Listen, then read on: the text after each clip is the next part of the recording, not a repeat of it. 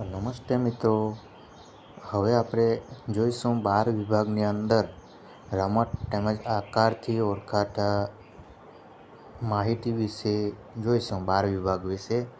તો આ વિડીયો અંત સુધી જુઓ અને માહિતી લેતા રહો।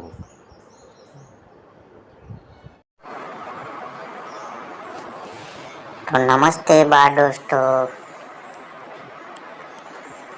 તો હવે આપણે જોઈશું 12 વિભાગની અંદર આકાર અને મને ઓળખોની રમત।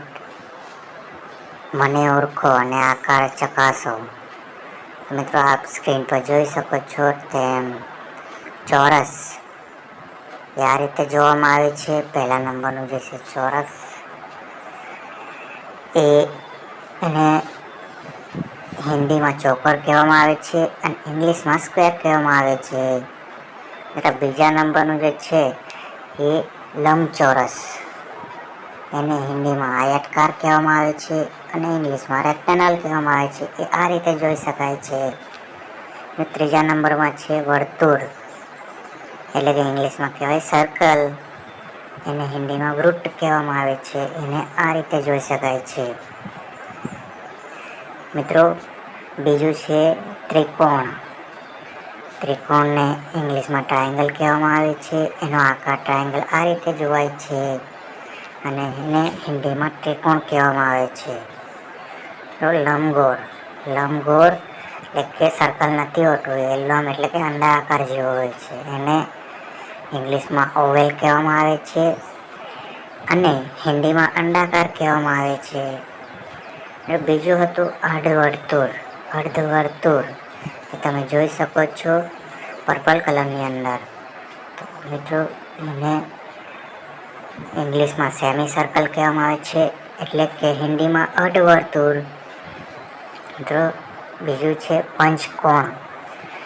પંચકોણને ઇંગ્લિશમાં પેન્ટાગોન કહેવામાં આવે છે, એટલે કે 5 ખૂણાઓથી જોડાયેલું હોય છે, 1 2 3 4 અને 5, અને એને ઇંગ્લિશમાં પેન્ટાગોન તેમજ હિન્દીમાં પંચકોણ કહેવામાં આવે છે। બાળ દોસ્તો બીજું છે ષટકોણ। ષટકોણ એ 7 ખૂણા વડે જોડાયેલું હોય છે, 6 ખૂણા વડે જોડાયેલું હોય છે। ષટકોણને ઇંગ્લિશમાં હેક્સાગોન કહેવામાં આવે છે। મિત્રો એ આ રીતે જોવાય છે। મિત્રો બીજું એક હતું ઘન।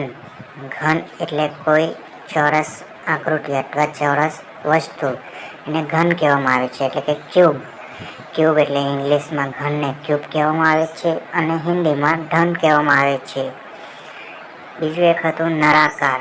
મિત્રો કોઈ નળી વડે આકાર પાઇપ જેવા કોઈ આકાર હોય, નળાકાર કહેવામાં આવે છે। એ આ રીતે જોવાય છે, એને ઇંગ્લિશમાં સિલિન્ડર કહેવાય છે અને હિન્દીમાં નળાકાર કહેવામાં આવે છે। મિત્રો બીજું છે શંકુ આકાર। શંકુ આકાર એને ઇંગ્લિશમાં કોન કહેવામાં આવે છે। મિત્રો તમે ખાયું હશે આઈસ્ક્રીમ જેવી વસ્તુ, એને કોન કહેવામાં આવે છે। એ આ રીતે જોવાય છે। મિત્રો એને હિન્દીમાં શંકુ તેમજ ઇંગ્લિશમાં કોન કહેવામાં આવે છે। મિત્રો છેલ્લું છે પિરામિડ। તો પિરામિડને ટ્રાયેંગલ જેવી વસ્તુઓથી ત્રણેય બાજુ ચારેય બાજુથી જોવામાં આવે છે, એને ઇંગ્લિશમાં પિરામિડ કહેવામાં આવે છે તેમજ એને હિન્દીમાં પિરામિડ કહેવામાં આવે છે। મિત્રો એ આ રીતે જોવાય છે। તો મિત્રો આ હતું મને ઓળખો અને રમોનો આકાર। દરેક આકૃતિ આ રીતે જોવાય છે અને એને ઇંગ્લિશ અને હિન્દીમાં અલગ અલગ નામોથી ઓળખવામાં આવે છે। મિત્રો આ હતું આકાર 12 વિભાગની અંદર જોવા અથવા ઓળખવામાં આવતું, વિદ્યાર્થીને શીખવવામાં આવતું મને ઓળખો અને રમત।